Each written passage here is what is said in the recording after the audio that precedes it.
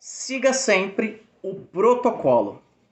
Essa é uma advertência muito importante em várias organizações, em várias instituições e para a nossa vida. Seguir o protocolo é uma coisa muito legal, muito séria, muito salutar, muito importante para nós. E é isso que eu quero discutir neste vídeo em O que diz as Escrituras. Muito bem. O texto é um pouquinho longo, mas vale muito a pena conferir, ok? 1 Reis, capítulo 13, a partir do versículo 8, e é claro que não é uma sequência, vou pular alguns versículos e destacar algumas frases importantes nos mesmos para nós. A partir do verso 8, diz assim: O Eterno me deu esta ordem: não coma, não beba nada e não volte pelo mesmo caminho. Assim partiu por um caminho diferente. Havia um velho profeta morando em Betel. Ele o encontrou sentado debaixo de um carvalho e perguntou: Você é o homem de Deus que veio de Judá? Venha comigo, vamos comer em minha casa. O homem de Deus respondeu: Desculpa, não posso. Não posso voltar com você nem comer com você em sua terra. Estou seguindo as ordens do Eterno. Mas ele disse: Eu também sou profeta como você. Um anjo veio a mim com uma mensagem do Eterno dizendo: Traga-o para a sua casa e ofereça-lhe uma boa refeição. Mas o profeta estava mentindo. Estavam ainda sentados à mesa quando a palavra do Eterno veio ao profeta que tinha ido buscar o homem de Deus. Dirigindo-se ao homem que tinha vindo de Judá, ele disse: Assim diz o Eterno: Você desobedeceu a ordem do Eterno, ignorou as suas instruções. Você voltou, assentou-se à mesa e se alimentou no lugar em que Deus disse que você não deveria comer nem beber nada. Por isso, você morrerá longe de sua casa e não será enterrado no túmulo de seus antepassados. Depois de terminarem de comer, o profeta que tinha trazido o homem de volta selou seu jumento para ele. No meio do caminho, o leão o atacou e ele morreu. Quando o profeta que tinha feito o homem se desviar soube da notícia, disse: É o homem de Deus que desobedeceu a ordem do Eterno. O Eterno mandou para as garras do leão, que o atacou e o matou, como o Eterno me disse. Que coisa desastrosa. Um texto que começa de uma forma maravilhosa. Esse homem de Deus aqui são duas gerações de profetas, um profeta mais velho e um profeta mais novo. E eu não quero aqui gerar um conflito de informação, que o profeta mais novo é melhor, que os mais novos são melhores que os mais velhos. Não, esta não é a questão, mas é só para definir os personagens da história. Esse profeta mais novo havia dado uma palavra contra Jeroboão, e ele, lá no versículo 1, você vai ouvir e ler essa informação de maneira mais precisa. E uma palavra contra Jeroboão, dizendo que ele iria morrer, o seu reinado iria ter fim, sua descendência iria ser extirpada, seu exército iria ser derrotado, o altar que ele havia construído ia rachar, e sobre aquele mesmo altar, o seu exército, o seu povo seriam sacrificados e uma série de coisas. Ele cumpriu à risca a ordem que Deus havia dado até esse momento.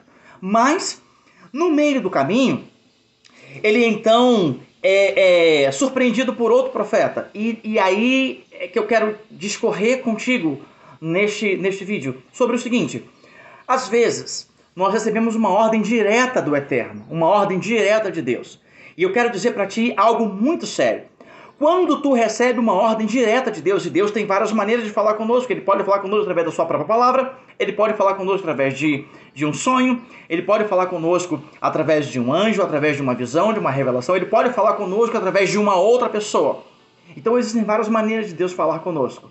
Nesse caso aqui, o Eterno trouxe uma palavra direta para este profeta: quando tu voltares para Judá, não volte pelo mesmo caminho. Não pare para comer com ninguém, não pare para beber com ninguém. Então, um outro profeta, veio para ele dizer: Não, vem para cá, eu também sou profeta, eu tenho mais experiência, um anjo falou comigo e tal. E o que eu quero dizer? Quando Deus fala com você e outra pessoa vem dizendo que Deus falou com ela a respeito de você e tal. Não acredite, isso é mentira. Eu baseio essa minha informação em 1 Coríntios 14:33. Deus não é Deus de confusão. Se ele já falou com você algo a respeito de um assunto, ele não usará outra pessoa para falar sobre outra coisa.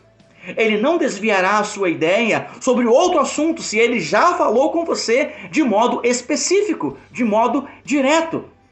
Por exemplo, no militarismo, há um conceito que diz assim, que uma ordem imoral, ilegal e absurda, ela não se cumpre. Não se deve cumprir nenhuma ordem que venha agredir a moralidade, agredir a legalidade e agredir a questão do absurdo. Neste caso, esse profeta estava desobedecendo ao que era uma ordem, a ordem do profeta velho para ele era uma ordem ilegal. Por quê? Ele possuía uma ordem legal da parte de Deus, que era não parar para comer, beber ou fazer qualquer outra coisa. Então, dentro desse pressuposto, nós não podemos, não devemos, não cabe a nós desobedecer uma ordem expressa do Eterno, do nosso Deus, para obedecer qualquer outra conceituação humana. Sabe? E aí vem uma série de questões. Amós 3,7, por exemplo, diz que o Senhor não fará bem algum sem antes revelar os seus servos, os profetas. E quem são os servos dos profetas? São os líderes? São os pastores? São os apóstolos? Os bispos? É o Papa? Quem são os profetas? Em 1 Pedro 2, verso 9, diz: vós, todos vocês que aceitaram Jesus como seu Senhor e seu Salvador, são geração eleita, sacerdócio real, nação santa, povo adquirido. Nós, e quando Martinho Lutero ele desenvolve a questão da Reforma Protestante, ele ali está restaurando uma ideia muito bíblica, baseada em 1 Pedro 2,9, que é o sacerdócio universal do crente. Então, Deus não faz confusão.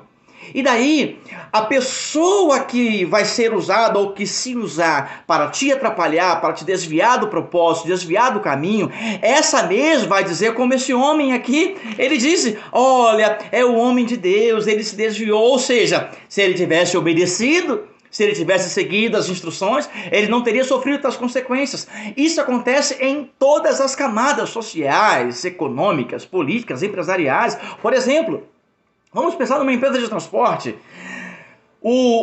A chefia te dá uma regra. Existe uma regra estabelecida pelo Código Nacional de Trânsito, existe uma regra estabelecida pelo Ministério do Trabalho, existe uma regra estabelecida pelos sindicatos, existe uma regra estabelecida, existe um padrão a ser seguido. Aí daí algum administrador vai dizer assim, não, mas você pode fazer tal coisa, não, pode extrapolar o horário, não precisa descansar tantas horas, pode seguir, desobedecer o horário de parada, e aí por exaustão, por sono, por cansaço extremo, essa pessoa se envolve no acidente, tomba o seu veículo.